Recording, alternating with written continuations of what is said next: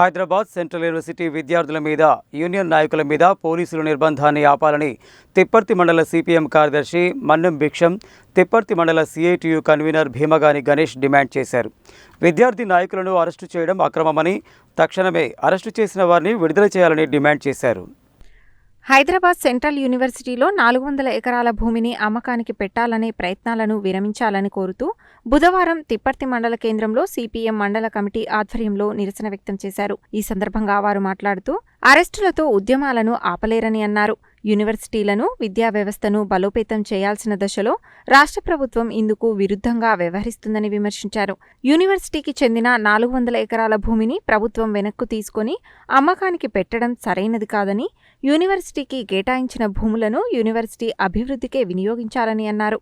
Hyderabad central university క్యాంపస్లోకి పోలీసులు బుల్డోజర్లతో ప్రవేశించడమే కాకుండా campus స్థలంలో చదును చేయడం సరైనది కాదని, దీనిపై ప్రశ్నించిన విద్యార్థులను అరెస్టు చేసి నిర్బంధించడం తగదన్నారు. విద్యార్థులపై లాఠీచార్జ్ చేయడం, రక్తాలు కారేలా కొట్టడం అభ్యంతరకరమని, ప్రజాస్వామ్య పునరుద్ధరణ తన 7వ గ్యారంటీగా ప్రకటించిన కాంగ్రెస్ ప్రభుత్వం అప్రజాస్వామికంగా వ్యవహరిస్తోందని ప్రభుత్వ తీరును తీవ్రంగా ఖండించారు. తక్షణమే విద్యార్థులపై నమోదు చేసిన కేసులను ఎత్తివేసి వారిని విడుదల చేయాలని డిమాండ్ చేశారు. ఈ కార్యక్రమంలో సిపిఎం తిప్పర్తి మండల నాయకులు ఆకిటి లింగయ్య, కొత్తపల్లి రవి, శశిధర్, యాదయ్య, సైదులు, మహేష్, భిక్షం, లక్ష్మయ్య, పవన్, సాంబయ్య, అమృతారెడ్డి తదితరులు పాల్గొన్నారు. పరిరక్షించాలి పర్యావరణాన్ని. జిందాబాద్ జిందాబాద్ జిందాబాద్ జిందాబాద్. నిర్మించుకోవాలి యూనివర్సిటీ భూముల వేలాన్ని. మండల హెడ్ క్వార్టర్లో రాష్ట్ర కమిటీ పిలుపు మేరకు నిరసన కార్యక్రమం తిప్పర్తి మండల పార్టీ ఆధ్వర్యంలో నిరసన కార్యక్రమం చేయడం జరిగింది. హైదరాబాద్లో యూనివర్సిటీలో 400 ఎకరాల భూమిని గవర్నమెంట్ అమ్మకానికి పెట్టింది.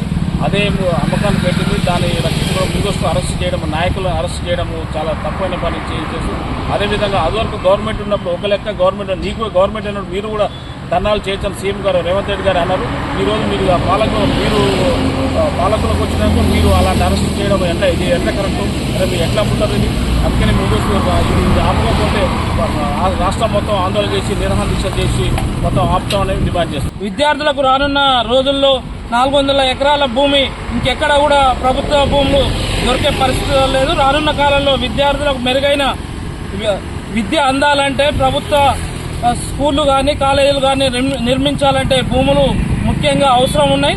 దాన్ని పరిరక్షించుకోవాలని, అదేవిధంగా అడవి 400 ఎకరాల్లో అడవి విస్తరణ ఉంది. జంతువులు, పక్షులు, అనేక జీవరాశులు అక్కడ స్థిరపడి ఉన్నాయి. వాటిని ఇబ్బంది కలిగించే విధంగా రాష్ట్ర ప్రభుత్వం వ్యవహరిస్తూ ఉంది. దీనికి వ్యతిరేకంగా సిపిఎం పార్టీ పోరాటాలకు సిద్ధంగానే ఉంది. వెంటనే రాష్ట్ర ప్రభుత్వం ఈ భూముల అమ్మకాలని విరమించుకోవాలని సిపిఎం పార్టీగా డిమాండ్ చేస్తాం.